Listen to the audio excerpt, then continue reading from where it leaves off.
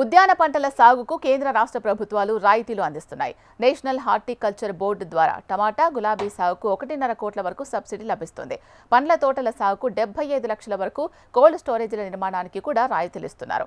Oil palm సాగుకు ఉచితంగా మొక్కలు అందిస్తున్నారు. అంతేకాకుండా 1/2 ఎకరం భూమిలో తీగ జాతి కూరగాయలకు పందిరి వేసుకోవడానికి 50,000 సబ్సిడీ కింద రైతులు అందుకోవచ్చు. ఈ అవకాశాలను రైతులు సద్వినియోగం చేసుకోవాలని అధికారులు కోరుతున్నారు.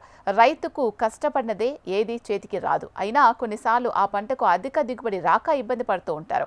అందుకే కూరగాయలు, పండ్లు, పూల తోటల సాగును పెంచడానికి కేంద్ర రాష్ట్ర ప్రభుత్వాలు పెద్ద ఎత్తున రాయితీలు, పథకాలు ఇస్తున్నాయి.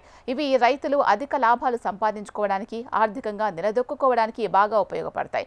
నేషనల్ హార్టికల్చర్ బోర్డు ద్వారా రైతన్నలకు భారీగా సబ్సిడీలు అందుతున్నాయి. ముఖ్యంగా mission for integrated development of horticulture, national mission on edible oils, oil palm, Rashtriya Krishi Vikas Yojana వంటి పథకాలు ఉన్నాయి. ఎవరికైతే సొంత భూమి ఉండి ఆధునిక పద్ధతుల్లో ఉద్యాన పంటలు పండించాలి అనుకుంటున్నారో వారికి ఇవి బాగా పనికొస్తాయి.